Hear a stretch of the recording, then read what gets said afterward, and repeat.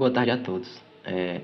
O presente trabalho tem como título Integração de Visão Computacional para Localização e Classificação de Fissuras em Estruturas. Esse trabalho foi realizado por Jéssica Almeida dos Santos, o Alisson Danilo Melo da Silva e o Ayla Andrade dos Santos. O sumário ele ficou subdividido em introdução, metodologia, resultados e discussões e, por último, as considerações finais. Introdução. A construção civil ela é uma das áreas mais importantes para a economia brasileira. Ela é responsável por aproximadamente 7% do PIB do país, além de gerar milhões de empregos. Só que, como toda área, ela também sofre com alguns desafios, especialmente quando falamos questão da durabilidade e da segurança das estruturas. Ao longo do tempo, todas as estruturas elas tendem a se deteriorar. Nesse cenário, podem surgir pequenas manifestações patológicas. Essas manifestações patológicas aparecem, em sua maioria, na forma de fissuras, trincas ou rachaduras, sendo as fissuras as mais comuns. As fissuras elas são pequenas aberturas que elas aparentemente podem se mostrar inofensivas, mas que ao longo do tempo elas podem comprometer a integridade estrutural da construção. Nesse cenário de um possível comprometimento estrutural, é essencial que haja uma detecção precoce da situação da estrutura.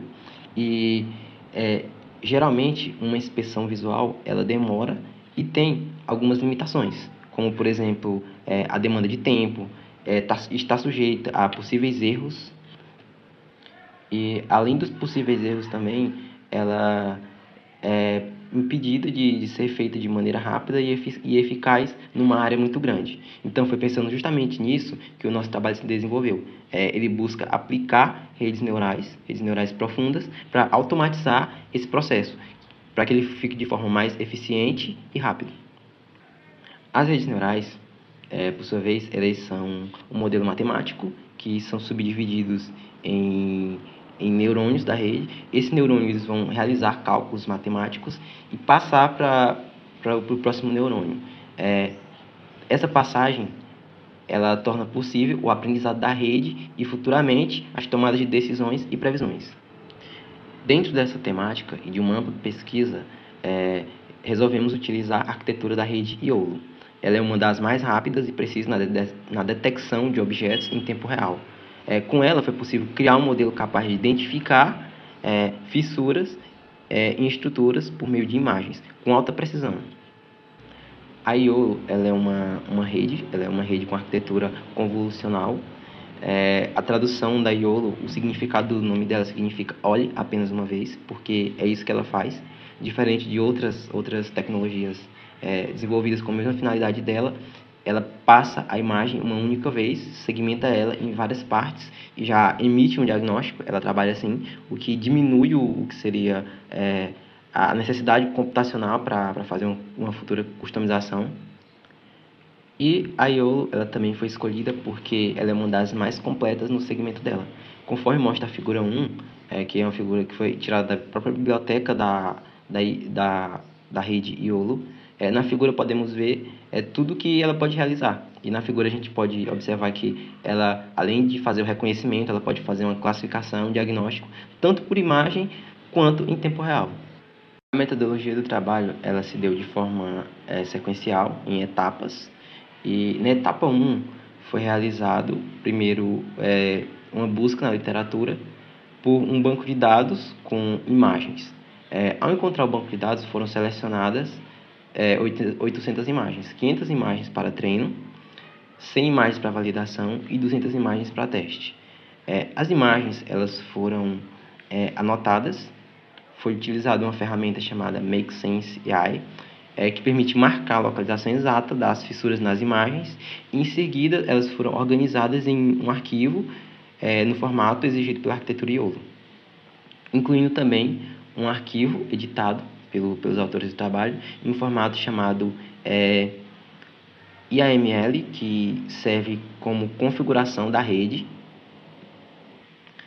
Essa foi a etapa 1, conforme mostra a figura 2, que mostra uma amostra do banco de dados. Todas as imagens elas foram retiradas do banco de dados como apresentado na imagem, e na ferramenta utilizada foi apenas marcado a parte da fissura, ou seja, somente o que a gente queria que a rede aprendesse a reconhecer e classificar. Em seguida, deu início a organização do dataset, que seria organizar todas as imagens e todas as marcações para, em seguida, configurar e já realizar o treinamento.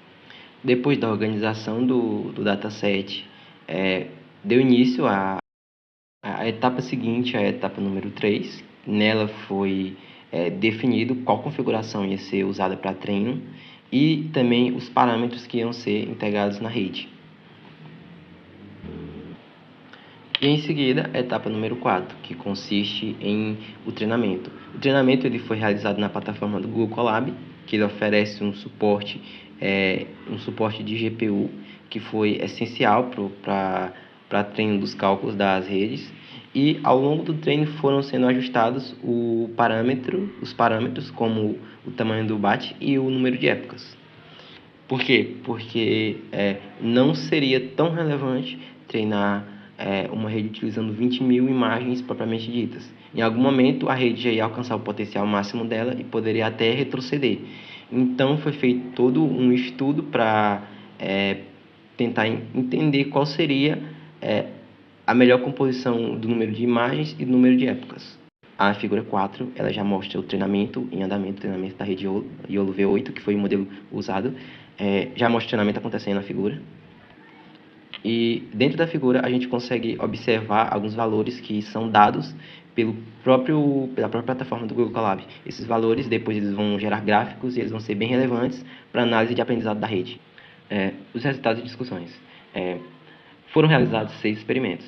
Esses experimentos eles buscavam, como já foi falado, encontrar um padrão onde o número de épocas e o número de imagens fosse correspondente de uma maneira que a rede ela tivesse uma taxa de precisão alta, sem muito comprometimento computacional. No experimento 1, foram utilizadas 200 imagens, 50 épocas, e como resultado no teste tivemos 80% de precisão. O experimento 2, ele teve 250 imagens e 45 épocas, e tivemos um resultado de 84% de precisão. O treino número 3, no caso do experimento número 3, ele teve 300 imagens, 40 épocas e 89% de precisão nas imagens de teste. A gente vê um crescimento meio que gradual. No quarto experimento, tivemos 400 imagens, 35 épocas e tivemos um resultado de precisão de 92%. E no quinto treino, que foi o nosso melhor treino, foi o nosso melhor experimento, tivemos 500 imagens e 30 épocas e obtivemos um resultado de 94% de precisão. Fizemos ainda um sexto treino, onde nós mantivemos o número de imagens, permaneceram 500 imagens e 25 épocas, diminuímos mais ainda o número de épocas e tivemos um resultado de 92%. Ou seja, ao diminuir muito o número de épocas em relação, mesmo aumentando o número de imagens, a gente percebeu que a rede ela não teve tempo suficiente de assimilar as informações e de fazer a previsão de forma correta, o que ocasionou no retrocesso dela. A melhor performance ela foi alcançada no quinto treino, com 500 imagens e 30 épocas. Esse modelo apresentou 94% de precisão, como já foi falado, um recall de 92%, e esses valores eles indicam que o modelo ele aprendeu de forma eficaz a identificar as fissuras em diversas condições, inclusive em superfícies e texturas que não são lisas, são mais ruidosas.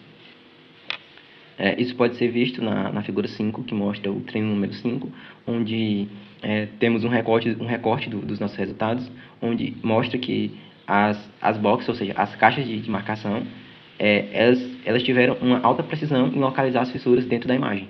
Isso é uma coisa boa, e quanto menor for a box, quanto menor for a caixa na figura, mais precisa é a nossa rede. E a gente pode observar na imagem da figura 5 que a caixa box está bem perto das fissuras, o que indica que a precisão foi alta. E agora as considerações finais. Os resultados eles indicam que o modelo não apenas aprendeu a localizar as fissuras, mas também a classificá-las com alta confiança, o que é fundamental para aplicações e inspeções automatizadas, onde a detecção de pequenos defeitos ele pode evitar danos maiores e pode evitar também que haja comprometimento da estrutura. A performance da rede ela demonstra que o treinamento ele ainda está em um estágio inicial, porque a rede YOLO ela apresenta um potencial maior ainda, podem ser realizados mais testes e serem feitas mais coisas, assim como um aprimoramento da rede. Só que o presente trabalho ele conseguiu encontrar um equilíbrio entre o número de imagens e o número de épocas, o que torna ela eficiente e eficaz.